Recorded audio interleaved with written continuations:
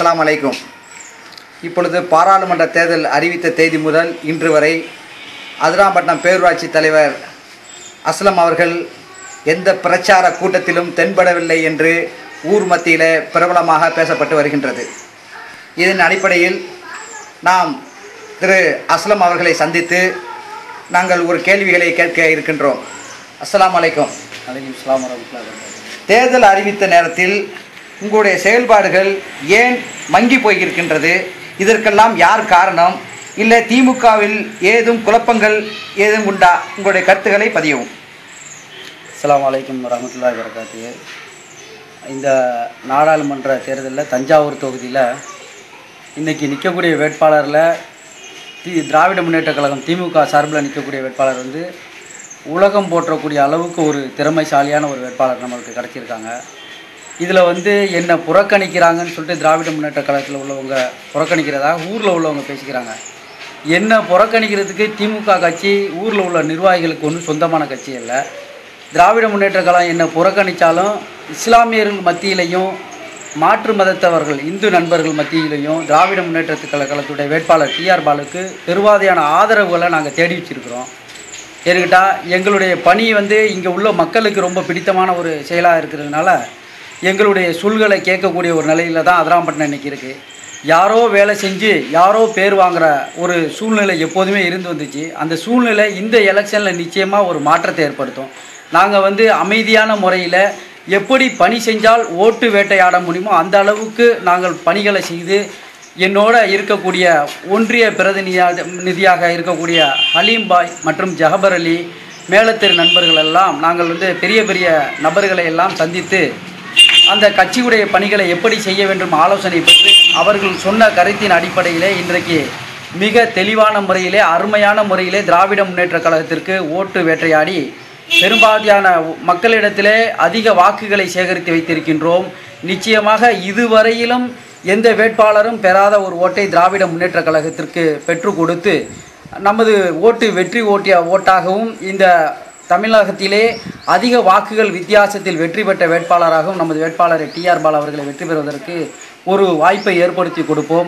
கட்சியிலே இருக்கக்கூடிய குழப்பம் இங்கே திமுகவில் நிர்வாகிகளாக இருக்கக்கூடியவர்களிடத்தில் குழப்பத்தையெல்லாம் இந்த தேர்தல் நேரத்திலே நாங்கள் எந்த சூழ்நிலையிலையும் பயன்படுத்தி கொள்ளாமல் இதை எந்த நேரத்திலே செய்ய வேண்டுமோ அந்த நேரத்திலே தக்க பதிலடி கொடுப்போம். அதற்கான வேலைகளை செய்து எல்லோருக்கும் விழிப்புணர்வு வரும் அளவுக்கு நாங்கள் நிச்சயமாக அந்த பதிவை மக்களுக்கு முன்வைத்து அதிலே ஒரு எந்த அளவுக்கு ஏதேனும் மாற்றங்கள் வர வேண்டும் என்ற ஒரு சூழ்நிலை இருந்தால் அதையும் செய்வதற்கு நாங்கள் தயங்க மாட்டோம் என்ற ஒரு கருத்தையும் சொல்லி ஒவ்வொரு தேர்தலிலும் அவர்களுடைய பணி எப்படி இருக்கும் என்று கேட்டால் உங்களுக்கெல்லாம் தெரியும். போன நாடாளுமன்ற தேர்தல் எஸ்எஸ் பழனி மாணிக்கம் நிற்கையிலே அல்லமீன் பள்ளிவாசல் பிரச்சனையை ஏற்படுத்தியவர்கள் தான் இன்றைக்கு என்னுடைய பிரச்சனையும் ஏற்படுத்தி கொண்டிருக்கின்றார்கள் என்பதை யாரும் மறந்திருக்க மாட்டார்கள். போன நாடாளுமன்ற தேர்தலில் எம்பி எலெக்ஷனிலே எங்கள் ஆயிஷா மகளிர் அரங்கத்திலே பெரிய கூட்டத்தை ஏற்பாடு செய்து நான் தான் அந்த மாற வேண்டிய ஓட்டுகளை எல்லாம் மாற்றி திராவிட முன்னேற்ற கழகத்துக்கு செய்வதற்கு ஓட்டு போடுவதற்கான வாய்ப்புகளை எம்எம்எஸ் அவர்களும் நானும் சேர்ந்து செய்து கொடுத்தோம். அதை இன்று ஞாபகப்படுத்திக் கொள்கிறேன். போன சட்டமன்ற தேர்தலிலே அந்த சமுதாய கூடம் என்று திருமண மண்டபம் செல்லியம்மன் திருமண மண்டபமாக மாறியது. இதையும் யாரும் மறந்திருக்க மாட்டார்கள். இதையெல்லாம் அவர்கள் எந்த நேரத்திலே பயன்படுத்த வேண்டுமோ அந்த நேரத்திலே சரியாக பயன்படுத்தி விடுவார்கள். உதாரணத்துக்கு ஒன்று சொல்லிக் கொள்கிறேன். திராவிட முன்னேற்ற கழகத்திலே முதலாக ஜெயித்த என்னை அதிராம்பட்டினத்துடைய வரலாறிலே உதயசூரியன் சின்னத்திலே வெற்றி பெற்ற சேர்மன் என்ற பெருமை எனக்கு மாத்திரம்தான் இருக்கின்றது. என்னை புறக்கணிப்பதாக அவர்கள் காட்சியை காட்டுகிறார்கள். காட்டிவிட்டு அவர்கள் என்ன செய்கின்றார்கள்? நமது சமுதாயத்தில் உள்ள சமுதாய கட்சிகளை பயன்படுத்துகிறார்கள். அவர்கள் செய்கின்றது புத்திசாலித்தனமாக இருக்கலாம். ஆனால் இது யாருக்கு பாதிப்பு என்று கேட்டால் இன்றைக்கு சமுதாய கட்சிகளெல்லாம் ஒன்று சேர்ந்து ஓட்டை வாங்கி கொடுத்து விட்டு எலெக்ஷன் முடிந்ததோடவே அவரவர்கள் கட்சிக்கு சென்று விடுவார்கள். பேர் வாங்குவது இவர்களாக இருக்கும். இதை அவர்கள் நன்றாக பயன்படுத்தி கொண்டிருக்கின்றார்கள் என்பதை எல்லோரும் உணர வேண்டும். மனிதநேய மக்கள் கட்சியாக இருக்கலாம், எஸ்டிபி கட்சியாக இருக்கலாம். இதை அவர்கள் திராவிட முன்னேற்ற கழகத்துடைய பொறுப்பாளிகள் இன்றைக்கு பயன்படுத்தி கொண்டு நமது தெருக்களிலே ஓட்டு கேட்பது போல் காட்சியை காட்டிக் கொண்டிருக்கின்றார்கள். உண்மையிலே வேலை பார்ப்பது அவர்களா என்று கேட்டால் திராவிட முன்னேற்ற கழகத்திற்கு அதிராம்பட்டினத்திற்கே எப்போதுமே ஒரு ஓட்டு இருக்கின்றது. அது கலையாமல் என்னுடைய பிரச்சனையினால் மக்கள் ஏதேனும் அதிருப்தி அடைந்து விடாமல் அதை பாதுகாத்து நாங்கள் எல்லாம் வீடு வீடாக சென்று ஓட்டுகளை சேகரித்து அதிக பெரும்பான்மை ஓட்டு வித்தியாசத்திலே வெற்றி பெறுவதற்கு பெரும் முயற்சி எடுத்துக் கொண்டிருக்கின்றோம். யாரும் எங்களை ஒதுக்கி வைக்க முடியாது. நாங்கள் யாரையும் தவறு என்றால் தவறு என்பதை நாங்கள் அஞ்சாமல் தைரியமாக சொல்லக்கூடியவர்களாக இருக்கின்றோம் என்பதை மக்கள் முதலிலே உணர வேண்டும். நாங்கள் இதை வாய்ப்பாக பயன்படுத்தி இந்த நேரத்திலே தவறான எந்த பிரச்சாரத்தையும் நாங்கள் செய்ய விரும்பவில்லை. ஏனென்று கேட்டால் அவர்களுக்கு வாய்ப்பு கிடைக்கும் போது எப்படி யாரை புறக்கணிக்க வேண்டுமோ அப்படி புறக்கணித்து கொண்டு அவர்கள் செய்து கொண்டிருக்கின்றார்கள். அதை நாங்கள் அடையாளம் காட்ட வேண்டிய நேரம் வரும் பொழுது நிச்சயமாக அடையாளம் காட்டி யாரையெல்லாம் மக்களுக்கு அடையாளம் காட்ட வேண்டுமோ அது இஸ்லாமியர்கள் மாத்திரமல்ல, மாற்று நண்பர்களும் எல்லா மதத்தவர்களும் ஒரு இதுபோல சூழ்நிலை இவர்கள் செய்வார்கள் என்பது ஆழமாக பதிந்திருக்கின்றது. ஒவ்வொரு மதத்தவர்களும் இஸ்லாமியர்கள் அல்லாதவர்களும் கூட சில குறைகளை என்னிடத்திலே சொல்லி இவர்கள் இப்படித்தான் செய்வார்கள் என்று சொல்லி கொண்டிருக்கின்றார்கள். அதனால் நிச்சயமாக ஒரு மாற்றம் வரும் என்றிருந்தால் அது நிச்சயமாக வரும். அதற்கான ஒத்துழைப்பை நாங்கள் மக்களிடத்திலே கேட்க வேண்டிய நேரத்திலே கேட்டு இடத்துக்குலாம் நீங்கள் போயிட்டுருக்கீங்க, ஓட்டு சேகரித்து தான் போயிட்டுருக்கீங்க. நீங்கள் போகிற இடங்களெல்லாம் உங்களுக்கு எப்படி மக்கள் மத்தியில் வந்து எப்படி வரவேற்பு இருக்கின்றது, இதை பற்றி அதில் நியூஸுக்கு தெளிவாக தாருங்கள். நமது வேட்பாளர் டிஆர் பாலு எங்கள் வீட்டுக்கு வருவதாக ஒரு ப்ரோக்ராம் பண்ணும்போது வர விடாமல் தடுக்கிறதுக்கு பல முயற்சிகள் செஞ்சும் கூட வேட்பாளர் இல்லை, நான் பேரூராட்சி தலைவர் வீட்டுக்கு சென்றுட்டு தான் வருவாங்கும் போதே நம்மளால் ஒரு பெருங்கூட்டத்தை காட்ட முடிஞ்சுது. அது இங்கே இருக்கக்கூடிய கட்சிக்காரர்களுக்கெல்லாம் அதிர்ச்சி அடையக்கூடிய அளவுக்கு இருந்ததுனால அந்த கட்சியில் மிக முக்கியமான பொறுப்புகளில் உள்ளவங்கெல்லாம் கூட எங்கள் வீட்டு உள்ள வராமல் வாசலே நின்றுக்கிட்டாங்க. அந்த அளவுக்கு அவங்களுக்கு அதிர்ச்சியாக இருந்துச்சு. என்ன இவ்வளோ கூட்டத்தை சேர்மன் கூட்டி வச்சிருக்கிறாருன்ட்டு. அதுபோல தான் அடுத்ததாக நாங்கள் ஓட்டு சேகரிக்க வேணும், இதை விழிப்புணர்வு கொடுக்க வேணுங்கிறதுக்காக மேலத்தூரில் ஒரு கூட்டத்தை ஏற்பாடு பண்ணியிருந்தோம். ஒரு 100 பேருக்கு குறையாமல் வந்திருந்தாங்க. அதை முதல்ல ஒரு காட்சியாக கூட வீடியோவில் எல்லாம் போட்டிருப்பாங்க.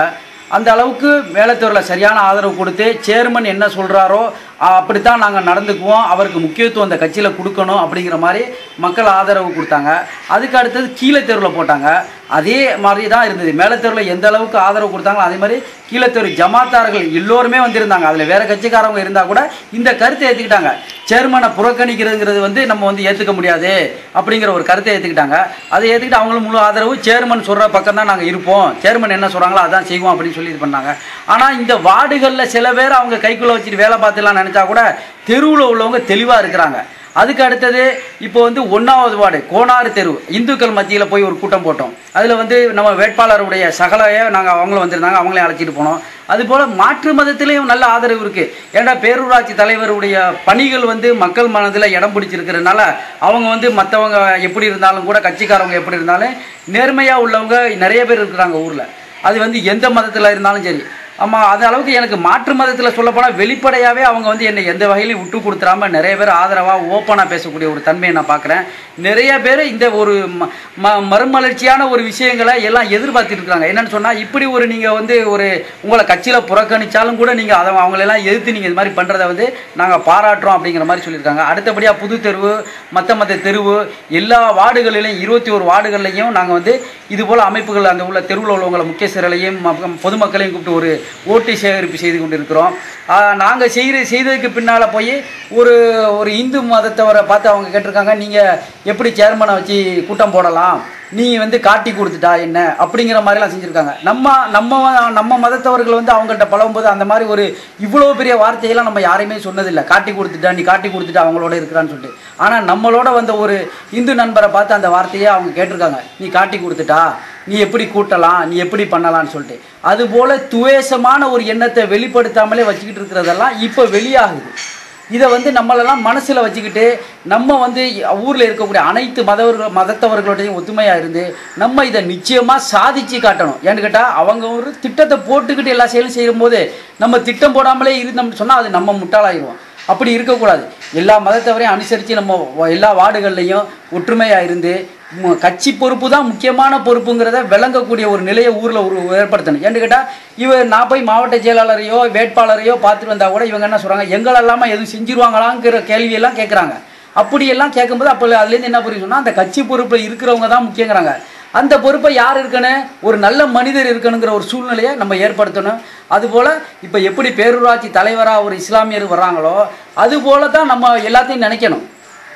நம்ம அதுக்காக நம்ம மத அடிப்படையில் இதை பேசலை. நம்ம வந்து நம்மளுடைய வாய்ப்புகளை நம்ம விட்டுறக்கூடாதுங்கிறத தான் சொல்கிறேன். இதை வந்து மாற்று மதத்தவர்களிடத்தில் இது போல் பேசுகிறான்னு கூட அவங்க தவறாக சொல்லுவாங்க. நான் அந்த அர்த்தத்தில் பேசலை. 21 வார்டில் இப்போ நம்ம தான் மெஜாரிட்டியாக இருக்கிறோம். இப்போ அதுபோல் வார்டு செயலாளர்கள் வச்சு நகர செயலாளருக்கு மற்ற கட்சியில் எல்லா கட்சியில் உள்ள பொறுப்புகளுக்கும் ஓட்டு வச்சு எடுத்தாங்களாக்கும் யாருங்க வருவா? இது சிந்திச்சு பாருங்க. ஓகே தலைவரே, இப்போ வந்து நீங்கள் வந்து சொன்னீங்க, பல குற்றச்சாட்டுகள்லாம் சொன்னீங்க. உங்களுக்கு பேரூராட்சியில் வந்து இருக்கிற கவுன்சிலர்களில் எந்தெந்த கவுன்சிலர் உங்கள் பக்கம் இருக்கிறாங்க? திமுக கவுன்சிலர். எனக்கு எந்த கவுன்சிலர் இருக்கிறாங்கிறதெல்லாம் முக்கியம் இல்லைங்க. ஏன் திமுக கவுன்சிலர் இல்லாமல் இவர் போர்டு நடத்திடுவாரான்ற ஒரு கேள்வி இப்போ சமீபத்தில் அவர் கேட்டுட்டாரு. நான் யாரை சொல்கிறேங்கிறதெல்லாம் உங்களுக்கு தெரியும், யாரை பற்றி பேசுகிறேங்கிறதெல்லாம். அப்படி இருக்கும்போது எனக்கு எந்த கவுன்சிலர் இருக்காங்கிறது இல்லை. ஏன்னு கேட்டால் நான் பேரூராட்சியில் வந்து சம்பாதிக்கிறதுக்கு போல் மக்கள் பணியை செய்யணும்னு போயிருக்கிறோம். அதை எந்த கவுன்சிலர் ஏற்றுக்கிறாங்களோ அந்த கவுன்சிலர்கள் இருந்தால் போதும். அதனால் இந்த கட்சிக்காரங்க இருக்காங்க இவங்க இருக்காங்கன்னா நான் யாரையும் அடையாளம் காட்டுறதில்ல.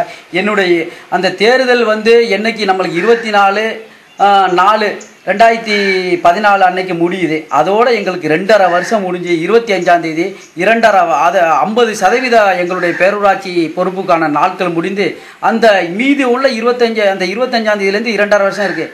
அந்த 2.5 வருஷத்தில் நாங்கள் மக்கள் பணியை ஒன்றிணைந்து செய்து காட்டணும். என்கிட்ட அவங்க கேட்குறாங்க, திராவிட முன்னேற்ற கழக கவுன்சிலர் இல்லாமல் இவர் வந்து போர்டு நடத்திடுவாரான்னு ஒரு கேள்வியை கேட்க போகும்போது அது அவங்க எப்படி கேட்டாங்களோ அதை நாங்கள் ஒரு சேலஞ்சாக எடுத்து அந்த திராவிட முன்னேற்ற கழக கவுன்சிலர் இல்லாமல் நாங்கள் நடத்தி காட்டுவோங்கிற ஒரு சூழ்நிலைக்கு நாங்கள் வந்துடணும். அதுக்காக திமுக கவுன்சிலர் நாங்கள் வேணான்னு சொல்லலை.